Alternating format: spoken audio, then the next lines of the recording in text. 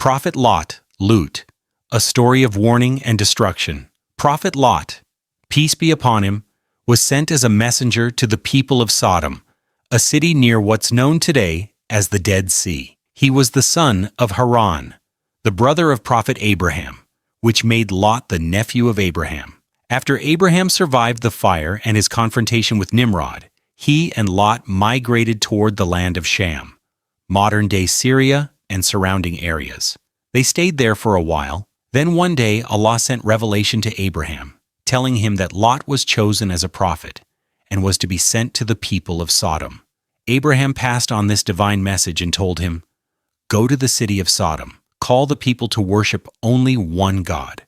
Tell them to abandon their idols. Remind them of God's commands and warn them against his prohibitions." The people of Sodom lived in what the Quran refers to as al-Muttafiqat, meaning the overturned cities. This region is today located along the borders of modern-day Jordan, near the Dead Sea. The main cities included Sodom, Shuth, Site, Duma, and Amorah. Now, just like earlier corrupt nations, the people of these cities worshipped idols, ambushed travelers, and committed robbery. But what made them truly infamous was a sin that no nation before them had ever dared to commit openly: homosexual acts, men with men, without shame or remorse. Even today, modern medicine links these acts to deadly diseases like AIDS.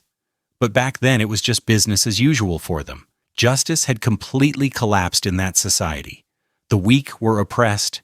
Immorality and perversion were practiced out in the open.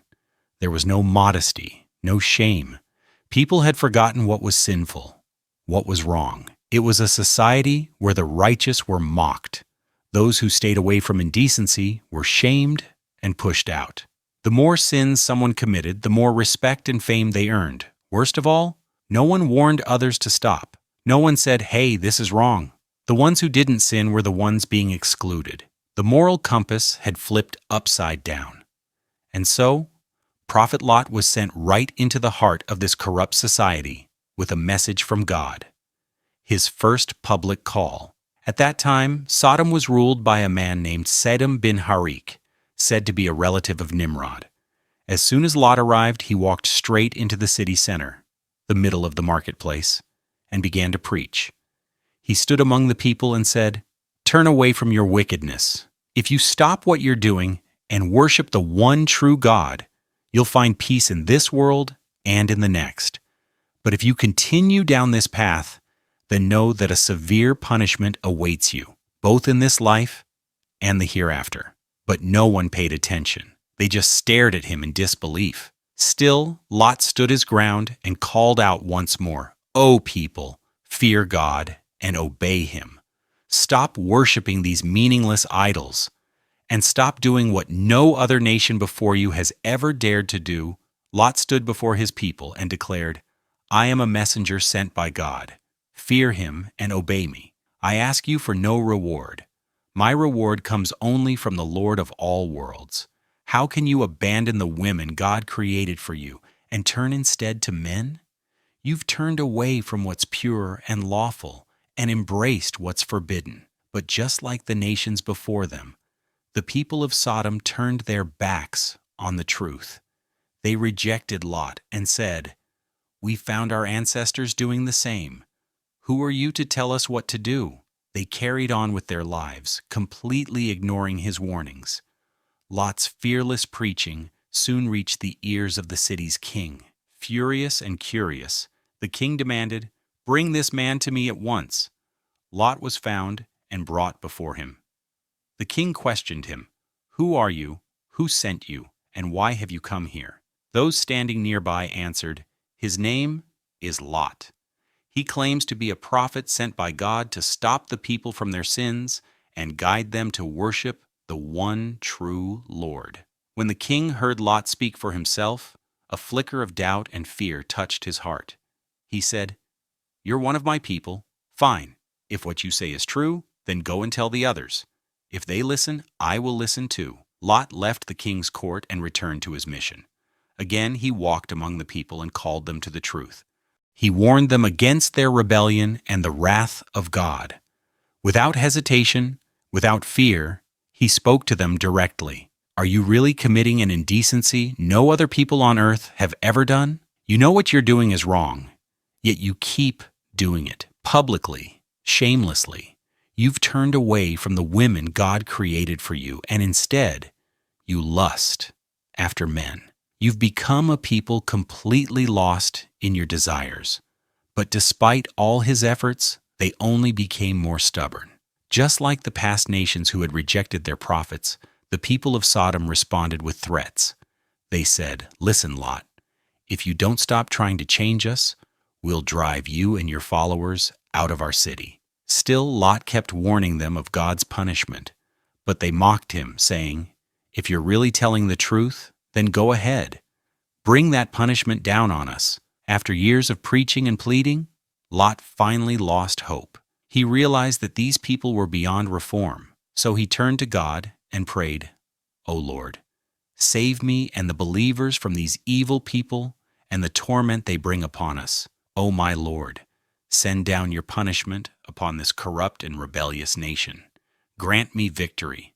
The people of Sodom were getting worse by the day. Their evil had no limits. They even started to interfere with Prophet Lot's hospitality. You see, Lot was known for welcoming strangers. He took pride in protecting travelers and guests. But now the people made it illegal for him to even host outsiders.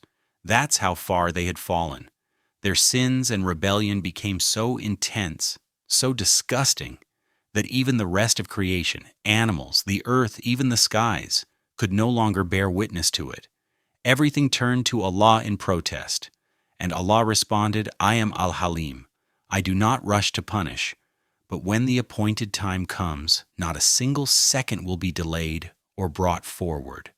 So Allah decided it was time to punish this corrupt nation and to save the believers. He assigned 3 mighty angels, Gabriel, Israfil, and Azrael. Before heading to Sodom, the angels first stopped by the house of Prophet Abraham, peace be upon him. At the time, Abraham was 120 years old, and his wife was over 90. The angels, in the form of handsome young men, gave him glad tidings from Allah. They told him that he and his wife would soon have a son, Isaac, Ishak. Abraham, amazed and curious, asked them, "O messengers of God, what brings you here?" And the angels replied, "We have been sent to destroy the sinful people of Sodom. We will rain down upon them stones made of burning clay. Each stone is marked by your Lord. Each one is assigned to a specific individual, those who have truly earned God's wrath." Abraham was deeply worried. He asked, "But wait, Lot is there. He's not one of them. He's innocent." The angels reassured him, "We know exactly who the believers are and who the evildoers are. Lot and his family will be saved, except for his wife. She will be among those who are punished." After this, the angels left Abraham's home and headed straight for Sodom. It was around midday when they reached the city. They came in the form of young, beautiful men. Lot was out in the fields working when the angels first arrived. Before reaching him, the angels came across Lot's daughters just outside the city. His eldest daughter was drawing water when she saw the strangers. Terrified, she warned them, "Why have you come here? This city is full of corrupt and wicked people. No one will host you, except my father. He is the only man here who's disturbed by their evil." She ran to inform her father. When Lot saw the strangers, he rushed toward them. Their appearance shocked him. They were strikingly handsome and unfamiliar. He asked, "Who are you? Where are you from? Why have you come here?" The angels, still hiding their true identity, simply said they were travelers looking for shelter. Lot didn't turn them away. But deep down, he was filled with dread. He knew exactly what his people would do if they found out about these young guests. Once again he asked them, "Where did you come from?" His heart was heavy and his spirit troubled. The angels looked at Lot and simply said, "We've come from a faraway place." But Allah had instructed the angels not to reveal their mission right away. He wanted Lot to testify 4 times about the wickedness of his people, so that justice would be seen and witnessed clearly. Lot asked again, uneasy, Do you know how wicked and corrupt this people are? Gabriel turned to the other angels and said, That's the first testimony. The angels then asked him directly, O Lot, we're your guests. Tell us about your people. Lot didn't hold back. There is no people on earth more corrupt, more evil than the people of this town.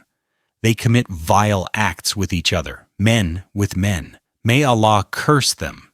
Gabriel nodded again. That's the second testimony. Lot then said, Let's wait here till nightfall. After dark, we'll go into the city quietly so no one sees us. Because trust me, if this city finds out about you, may Allah's curse be upon them. Gabriel whispered to the others. That's the third. Lot walked ahead, leading the way. The angels, still appearing as beautiful young men, followed behind. When they reached his home, he brought them inside quickly and locked the door. Then he called his wife and warned her, These are my guests. No one must know. Say nothing. But Lot's wife betrayed him. She had promised to keep it secret, but as soon as she saw the stranger, she ran out and told the townspeople, There are young men in Lot's house, handsome like you've never seen before. The news spread like wildfire. The streets of Sodom erupted. Men came running. They gathered and surrounded Lot's home from every direction. They banged on the door, shouting, Hey Lot, bring out your guests to us. There was no hiding their intentions. They wanted to commit their vile acts against the young men. Lot stood at the door, his heart heavy. He was filled with pain, anxiety, and despair, but still he tried one last time. My people, these are my guests. Don't shame me like this. Fear Allah. He hoped that some decency might still remain, but their eyes were wild with lust. They laughed and mocked him. Oh, Lot, spare us the old lectures. We've heard it all before. Get out of the way. We're not leaving without them. The mob outside roared louder. We'll tear this house down if we have to. You think you can stop us, Lot? Think again. That was it. Lot's last shred of hope was gone. These people weren't going to change. They had lost all shame. And now they were threatening to destroy his home, just to get to his guests. Inside the house, the guests sat quietly. They weren't afraid. They were, after all, angels sent by Allah. They listened patiently to the chaos outside. Lot cried out one more time, Isn't there one man among you with a shred of decency? The mob laughed mockingly. Didn't we warn you not to interfere? This isn't your business, Lot. Lot continued to plead. He tried everything to protect his guests, to stop his people from this shameful act. But the crowd kept pressing forward. They started pushing the door. It was only a matter of time. Lot was at his breaking point. His heart felt crushed. His eyes welled with tears. He raised his hands to the sky and cried, I wish I had the strength to fight you off, or at least a strong fortress to take refuge in, my Lord. Protect me from their evil. At that exact moment, Gabriel turned to the other angels and said, That's the fourth testimony. It's time. Seeing Lot this broken, the angels finally revealed the truth. O Lot, we are angels, messengers from your Lord. Don't be afraid. They can't touch you. We've been sent to bring Allah's punishment, and we speak the truth. They continued, You and your family will be saved, except your wife. She is one of them, and she will be destroyed with them. Then the angels gave one last command. Lot, open the door. Don't be afraid. Step aside. Lot obeyed. He slowly opened the door and stepped back. The mob rushed in, their eyes locked on the young men inside. But just as they crossed the threshold, with a single flap of his wing, their eyes went blind. Their faces turned black. They screamed, stumbling in panic, crashing into each other, completely blinded. The Quran mentions this moment in Surah Al-Qamar, verse 37. They demanded his guests, so we blinded their eyes. And we said, Now taste my punishment and my warnings. But their hearts were already blind. Even after being struck with blindness, they shouted, You'll pay for this, Lot. Just wait till tomorrow.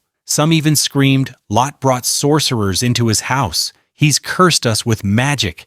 Still arrogant, still in denial.